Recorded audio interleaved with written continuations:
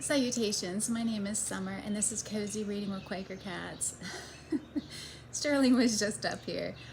You can see Randall's butt. Mayfair is cleaning herself on the floor.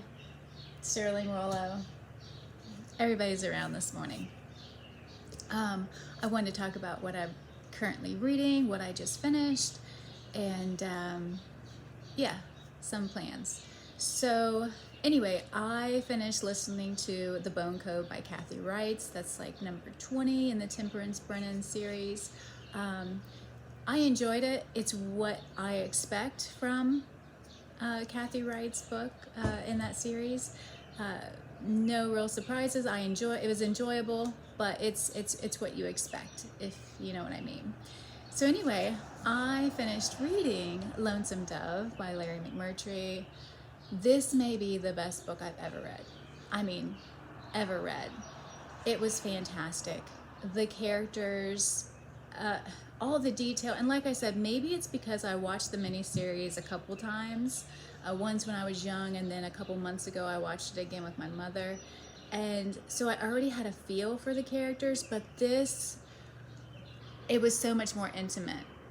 And just so much went on, but it wasn't too much. It was just like the perfect amount.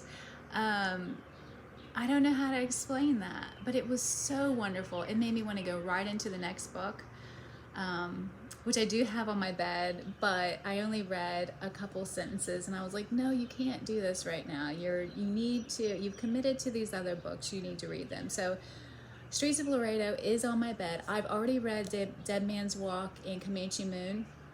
I know this book was written first, but I like to do things in order of a series, no matter how it was written. So yeah, I just have Streets of Laredo left to read of this series. And it's one that I'll read again and again. Absolutely loved it. Something that has been wonderful this week is that Mark over at Book Time with Elvis, I will link his channel down below. He has been reading Pride and Prejudice to us, a couple chapters a day. I have been following along with him. I did not plan to fit this in, but since he's been doing that, it's been nice. This is a reread for me. And he has a fantastic voice and he's just overall great. So I would definitely check out his channel. He has a lot of things coming up. He does so many, I could just go on and on about all the things that he does. That's wonderful. But anyway, I'm linking him down below. Check out his channel. I love Pride and Prejudice. I love all of Jane Austen. In saying that, I am reading The Other Bennett Sister by Janice Hadlow. I love this, and I love that I'm reading it with Pride and Prejudice because it's the same story. It's just we're getting Mary's point of view, which I'm loving it. You know, and I like that we're getting Mary's point of view without making the other sisters seem bad. You know, it's just like, this is who Mary is. I'm liking that I'm getting more Charlotte, because Charlotte is a wonderful character that we didn't get too much of in Pride and Prejudice. So yeah, I love this. I am on chapter 35, which is like page 172. So I'm not even halfway, but I am loving getting both of the stories, or not both of the stories, but I'm loving reading them both at the same time because I'm getting a different point of view here. So something else I'm hoping to finish is The City of Brass. I'm on chapter 22, which is page 384. And this is a fantastic book. It's a reread. I was hoping to get it on audio. Maybe I'll get the second book on audio, because the first time I read it, I listened to it on audio. And it's interesting because I always thought she was saying Dada as one of the characters, but it's just how she says it, because in the book it's D-A-R-A, like Dara. So it's interesting, you know. I'm liking reading it physically because there are unique names, but I like that I listened to it because I can pronounce them correctly, maybe. So anyway, it's a great series. I'm really enjoying it, enjoying the reread. Something I picked up because my mom is reading it. Actually, I think she said this morning she finished it.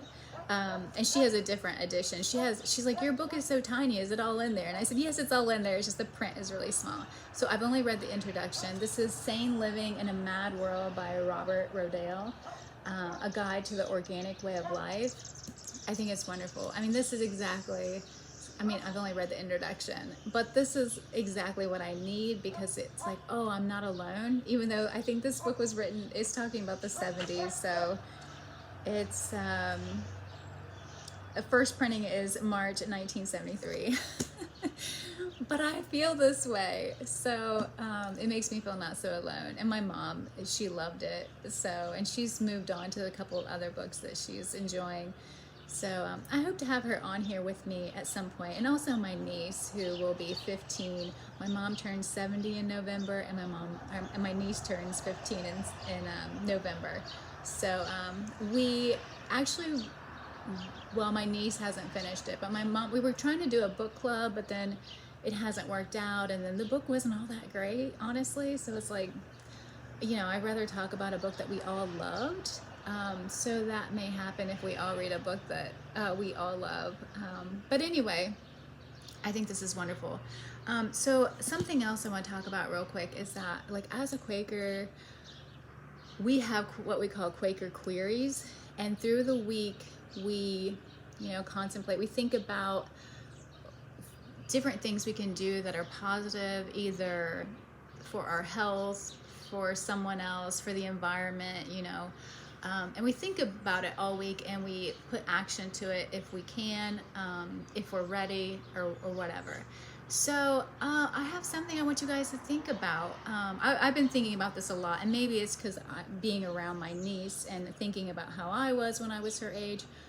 I was so, like, gung-ho and passionate about so many different things, and just outraged about how the world is, and, you know, what we do.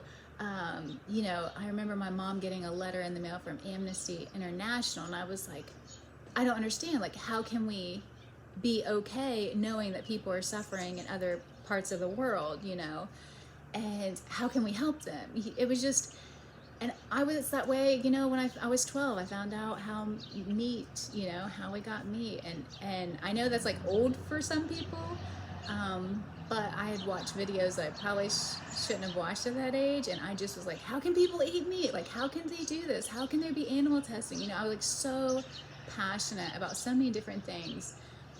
And the same thing with the environment. And, you know, it's funny, I'm now 43, and those things are starting to come back.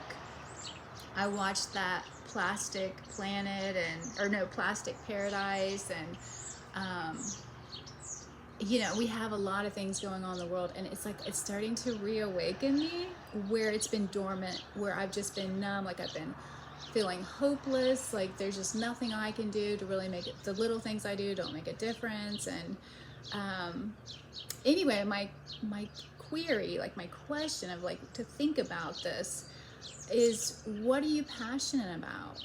Because I don't know, I had lost my passion there for a long time, where I was just surviving and not thinking about, like, what's important to you? What do you love? What makes you feel alive? So anyway, it's just something to think about. If you have answers to it, let me know down below. If you have any, you know, thoughts about these books, or, you know, anything, just drop a line down below, and I'd love to hear from you. I hope everybody is having a wonderful July. It feels like this month is at the end of July, and I don't know why. Maybe just so much has been going on. I don't know. But anyway, I hope everybody's having a wonderful summer. Thank you so much for watching. Bye.